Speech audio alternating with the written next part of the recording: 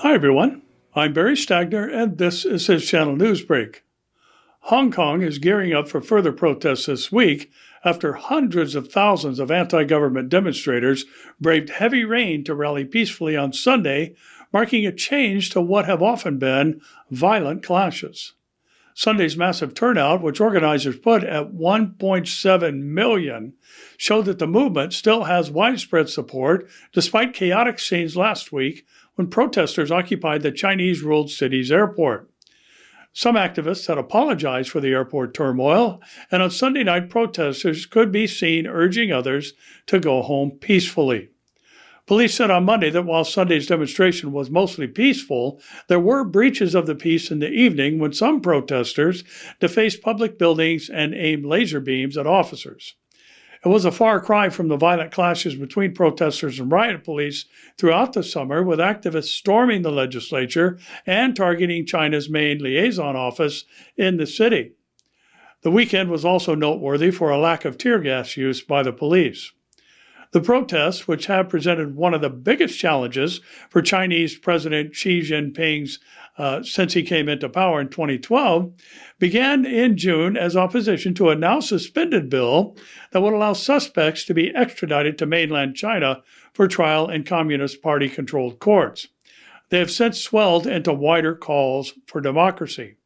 Hong Kong was returned from British to Chinese rule in 1997 under a one-country, two-systems formula that promised wide-ranging freedoms denied to citizens in mainland China, including an independent judiciary. But many in the city believe Beijing has been eroding those freedoms. Aside from Lam's resignation, demonstrators have 5 demands: complete withdrawal of the extradition bill, a halt to descriptions of the protests as rioting, a waiver of charges against those arrested, an independent inquiry and resumption of political reform, and one protester, speaking at a press conference on Monday, was asked what path the protests would now take, peaceful or violent.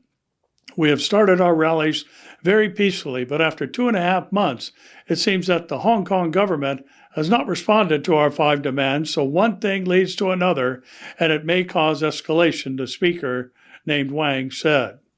If you ask me, I personally hope there will be a quick resolution to this from the government so we don't have to protest anymore, he concluded. Wildlife officials say a hailstorm packing 70-mile-an-hour winds killed or maimed more than 11,000 pelicans and cormorants and other birds when it rolled over central Montana lake and nesting area.